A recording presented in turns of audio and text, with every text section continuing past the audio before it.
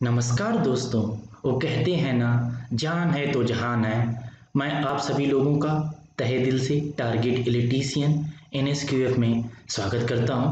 दोस्तों, पिछली क्लास में मैंने आपको ITI इलेक्ट्रीशियन के फर्स्ट ईयर के सिलेबस को बताया था।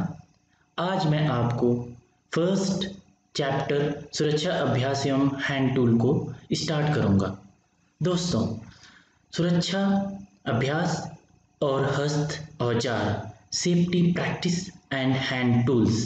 दोस्तों, इस पूरे चैप्टर में हम सुरक्षा से रिलेटेड बातों को जानेंगे, कैसे हम सुरक्षित रह सकते हैं इंडस्ट्रीज में या फिर वर्क प्लेस पे, और हम कैसे कैसे हैंड टूल यूज़ करेंगे जिससे कि हमें कार्यशैली हमारी अच्छी होगी और दुर्घटना के कम चांसेस होंगे। दोस्तों, जिस प्रकार हम जब बाइक चलाते हैं तो हमें अपनी सुरक्षा के लिए हेलमेट लगाते हैं, कार ड्राइव करते हैं उस समय हम सीट बेल्ट लगाते हैं। ठीक उसी प्रकार जब हम किसी इंडस्ट्री में जाते हैं तो हमारी सुरक्षा भी बहुत ज़रूरी होती है। उन पहलुओं पर मैं बारीकी से बताऊंगा। चलिए, इस चैप्टर में हम क्या पढ़ेंगे उसको मैं डिस्कस करता हूँ। सुरक्षा के पहले हम नियम पढ़ेंगे, सुरक्षा चिन्ह पढ़ेंगे, जोखिम को देखेंगे, safety rules, safety science, hazardous. उसके बाद हम डिस्कशन हमारा होगा आग के कितने प्रकार होते हैं, अग्निशामक जिससे आग बुझाते हैं, फायर टाइप्स, एक्सटिंग्विशर, बचाव कार्य, प्राथमिक कृत्रिम श्वसन प्रणाली, rescue operation, first aid treatment, artificial respiration. दोस्तों, पहले हम सुरक्षा के नियम को जानेंगे, कौन कौन से सुरक्षा के चिन्ह होते हैं और कौन कौन से जोखिम होते हैं। फिर आग क्या होती है, आग के प्रकार क्या होते हैं, और आग लग गई तो उसे बुझाएंगे कैसे, उसकी जानकारी लेंगे। उसके बाद हम पढ़ेंगे अगर कोई दुर्घटना घट जाती है बाय द वे तो हमारा रेस्क्यू ऑपरेशन कैसे होगा, हम फर्स्ट एड कैसे देंगे, कैसे बचाएंगे, और अगर सांस लेने में प्रॉब्लम हो रही है तो हम क्षणिक सांस की व्यवस्था कैसे करेंगे, कौन कौन से प्रोसेस यूज़ करेंगे उसको डिस्कस करेंगे। दोस्तों, जो हजार्डस यहाँ पे लिखा हुआ है जोखिम, ये अलग से टर्म्स है, आप कभी नहीं सुने होंगे। हजार्डस बेसिकली होता है, हजार्डस अगर आप बहुत ज़्यादा थकान होते हैं, आपके पास आप दिन में 10-12 घंटे काम करते हैं, थक जाते हैं, उसके बाद भी आप ओवर टाइम करते हैं तो आपकी बॉडी पूरा साथ नहीं देती है आपका। उस समय क्या होता है, खतरा हो जाता है, रिस्क हो जाता है हर नुकसान का। कैसा नुकसान, एक्सीडेंट्स हो सकता है या इंसिडेंट्स होता है। एक्सीडेंट क्या होता है, अचानक से कोई दुर्घटना। इंसिडेंट्स, कुछ कर रहे हैं आप, न चाहते हुए कुछ हो जाता है तो उससे क्या होगा, इंजरी हो सकती है या तो डैमेज हो सकता है। दोस्तों, आगे बढ़ते हैं।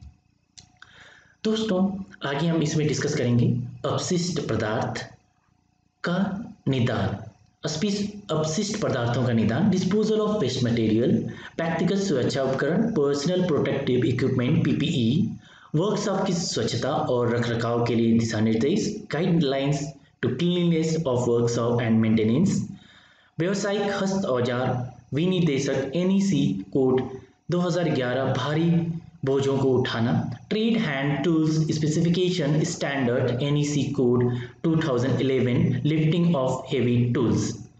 दोस्तों, हम इस आगे का जो पॉइंट हमारी होगी कि कोई अगर डिस्पोजल करना वेस्ट मटेरियल, अगर हम काम कर रहे हैं, अगर वायर्स हमारे टेप्स हो गए उस वहाँ पे अगर निकलते हैं तो उसका डिस्पोज कैसे करना है, और हम काम करते समय हम व्यक्तिगत सुरक्षा कैसे अपनी रखेंगे। उसके बाद जो हमारी कार्यशाला है उसमें स्वच्छता कैसे रखेंगे, स्वच्छता रखने से हमारे फ़ायदे क्या होंगे उसको मैं बताऊंगा। उसके बाद जो हमारे हैंड टूल्स होते हैं, जो हम औजार यूज़ करते हैं, कौन कौन से औजार यूज़ करने हैं। जैसे हॉलमार्क होता है, गोल्ड पहनते हैं हम, हॉलमार्क रहता है, शुद्धता को बताता है। वैसे जो NEC कोड होता है, ये इलेक्ट्रिसिटी जो हमारे हैंड टूल होते हैं उनको बताता है, नेशनल होता है। दोस्तों, जैसे आप यहाँ पे PPE किट देख रहे हैं, PPE इक्विपमेंट होता है जो हमें बिल्कुल हजार्डस कोई ऐसे इक्विपमेंट जहाँ पे गैसेज, मुश्किल गैसेज होती हैं, आपको नुकसान कर सकती हैं, उस समय ऐसे किट पहन के जाते हैं। जैसे कोरोना काल में लोग डॉक्टर्स यूज़ कर रहे हैं वायरस से बचने के लिए। अगर आप इलेक्ट्रीशियन भी रहते हैं, कुछ ऐसी प्लेसेस होते हैं, ऐसी कंपनीज होती हैं जैसे NPCIL हो गई, NACL हो गई, आप आगे जाएंगे तो देखेंगे अगर वहाँ जॉब लगती है तो ऐसे वर्क कंडीशन में काम करना पड़ता है जो आपको नुकसान कर सकता है, वहाँ पे हमें PPE किट यूज़ करनी पड़ती है। दोस्तों, आते हैं हम सुरक्षा नियमों की आवश्यकता, नेसेसिटी ऑफ सेफ्टी रूल्स।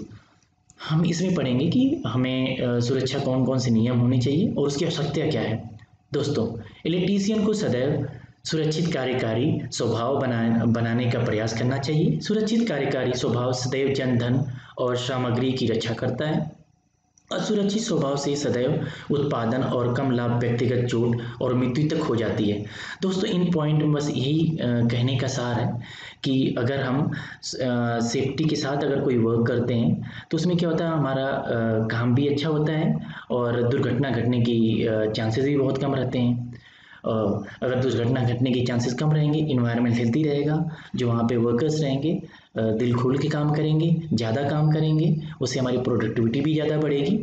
अगर वहीं पे अगर कोई असुरक्षित माहौल है, आपको ट्रेनिंग प्रॉपर नहीं दी गई है, तो एक्सीडेंट होंगे जिससे हमारे जन धन और यहाँ तक कि जो वहाँ पे एम्प्लॉई होते हैं, टेक्नीशियन होते हैं, उनकी डेथ भी हो जाती है। इसलिए हमारा ये जो सुरक्षा नियम है बहुत इंपॉर्टेंट टॉपिक है, इसीलिए इसे फर्स्ट चैप्टर में रखा गया है। अगर आप अपने स्कूल कॉलेज में भी जाएंगे तो पहला वहाँ पे रहता है कि अपने लैब में जाएंगे तो वहाँ सुरक्षा के नियम पहले बताए जाते हैं, क्योंकि आप जिस इन्वायरमेंट में जा रहे हैं उनको आपको पता होना चाहिए कि अगर कोई दुर्घटना घटती है तो आप कैसे उससे बचाव करेंगे, क्योंकि दुर्घटना घटने की चांसेस बनी रहती है।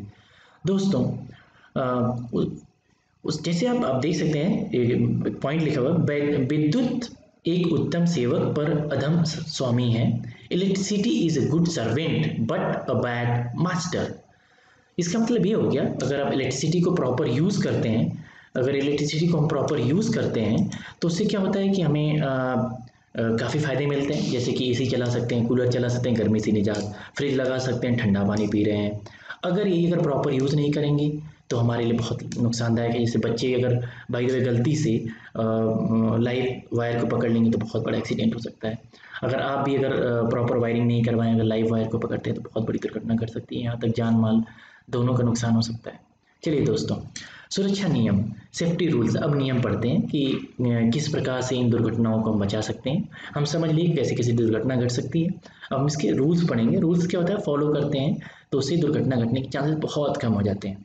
दोस्तों आइए, केवल दक्ष लोगों को ही वैद्युत कार्य करना चाहिए, बिल्कुल सही। जिन्होंने ट्रेनिंग ले रखी है उन्हीं को काम करना चाहिए। कार्यशाला में फर्श को स्वच्छ रखना चाहिए, बिल्कुल सही। अगर कार्यशाला स्वच्छ रहेगा तो वहाँ पे अगर फर्श स्वच्छ रहेगा तो वहाँ पे फिसलने गिरने के चांसेस कम रहेंगे, प्रॉपर मूवमेंट कर पाएंगे, तो बहुत सही हमारी सुरक्षा बनी रहेगी। वैद्युत परतों पर पीवीसी रोधित हैंडल पेचकस का प्रयोग करना चाहिए। उच्च बिंदु अथवा खंभों पर कार्य करते समय सदैव सुरक्षा पेटी का प्रयोग करना चाहिए। दोस्तों, यहाँ पे ये कहने का मतलब है कि अगर हम काम कर रहे हैं तो जो हमारे पास जो सुरक्षा के औजार हैं, जैसे कि पेचकस पे आप देखते होंगे एक ऊपर लेयर लगी रहती है, जिसे आप यूज़ करते हैं तो करंट इंडक्टिव होता है, वो इंसुलेटर होता है, अचालक होता है, उसमें धारा बहती नहीं है। मैं आपको नेक्स्ट चैप्टर्स में बताऊंगा, चालक, अर्धचालक, अचालक, तब आपको क्लियर होगी। जब आप काम करते हैं इलेक्ट्रिसिटी में तो आपके पास हैंड ग्लव्स होने चाहिए। आपके पास ये जो किट में बताता पीपीई किट, आप किट प्रॉपर पकड़िए। अगर ज़्यादा हाई वोल्टेज में जा रहे हैं, शूज़ होना चाहिए अलग अलग किस्म के। दोस्तों, इसकी ज़रूरत क्यों पड़ती है, क्योंकि करंट जो है हमारे बॉडी से पास कर जाती है। अगर हमारे बॉडी से अगर करंट पास करती है तो एक लिमिट तक हमारा हार्ट जो है वो झेल पाता है करंट को, उसके बाद क्या होता है, फेलियर हो जाता है, जिससे आदमी डेथ करने की डर रहती है। इसलिए हमेशा हमें अपनी सुरक्षा के साथ काम करना चाहिए। दूसरी बात, यहाँ पे अगर आप बड़े हेवी लंबे ऊंचे पोल पे काम करते हैं तो वहाँ पे सुरक्षा पेटी बहुत ज़रूरी होती है, जिससे कि अगर बाई द वे पैर अगर फिसलता है तो आपकी जान बची रहे। दोस्तों, किसी भी उपकरण को उसकी प्रचालन विधि का विनिर्देशन करके ही प्रचालित करना चाहिए। कोई भी अगर इक्विपमेंट है, जैसे आप कुछ मंगाते हैं, मोबाइल मंगाते हैं या कुछ मंगाते हैं, ऑर्डर करते हैं घर पे, तो आप क्या करते हैं, पहले उसका जो डिटेल्स रहती है, कैसे वर्क करेगा, स्टार्ट कैसे होगा, उन चीज़ों को जानते हैं, उसके बाद ही यूज़ कर पाते हैं। मैनुअल्स होते हैं इसके यूज़ करने के लिए। दोस्तों, सुरक्षा में मैं एक पॉइंट और मेंशन करना चाहूँगा कि अगर आप इलेक्ट्रीशियन है, जैसे यहाँ पे देखिए मॉल में इलेक्ट्रीशियन हमारे वर्क करने गए हैं, लेकिन इन्होंने पूरी अपनी कैप लगा रखी है, हैंड ग्लव्स इनके पास हैं और सुरक्षा के सारे सामान इन्होंने ले रखा। ऐसा नहीं कि आप मॉल में जा रहे हैं तो आप प्रॉपर टाई बेल्ट लगा के जाएं तब वहाँ काम करें। ऐसा कुछ नहीं। इलेक्ट्रीशियन का सबसे बड़ा क्या उसकी है, सुरक्षा रहनी चाहिए। जैसे मैंने शुरू में बोला था, जान है तो जहान है। इसलिए आप कहीं भी किसी भी वर्क प्लेस पे जा रहे हैं तो वहाँ पे सुरक्षा को अपना प्राथमिकता दें। भले आप किसी भी वर्क कंडीशन में जा रहे हैं। अगर मान लीजिए आप किसी के घर में गए कुछ रिपेयर करने, और वहाँ पे मंदिर है, मंदिर में अमूमन वो बोलेंगे कि शूज़ निकाल के जाइए। आप बोलिएगा कि जी मेरी भी सुरक्षा की ज़रूरत है, मैं शूज़ निकाल दूँगा, आप मुझे कुछ ऐसा प्रोवाइड करिए अपने घर का जिसे मैं पहन के काम कर सकूँ। अगर वो प्रोवाइड करते हैं तो काम करिए, नहीं तो कहिए सॉरी मैं कैरी ऑन नहीं कर सकता। क्योंकि इन टॉपिक को समझने के बाद यही समझ में आया हमें कि हमारी सुरक्षा ही सबसे सर्वोपरि है। और जब, क्योंकि इस पृथ्वी पे इंसान ही सर्वोपरि है, इंसान से बड़ा कुछ नहीं। जब इंसान है तो सब कुछ है। दोस्तों आगे मैं नेक्स्ट लेक्चर में मैं आपको फायर्स के बारे में बताऊंगा कि फायर्स क्या क्या होते हैं, उनको प्रॉपर डिस्कस करूंगा। उससे पहले मैं जो है एक टॉपिक है इलेक्ट्रिक शॉक, उसको बताऊंगा, उसके बाद फायर्स पे आऊँगा। तब तक के लिए दोस्तों thank you, thanks for watching, bye bye, जय हिंद।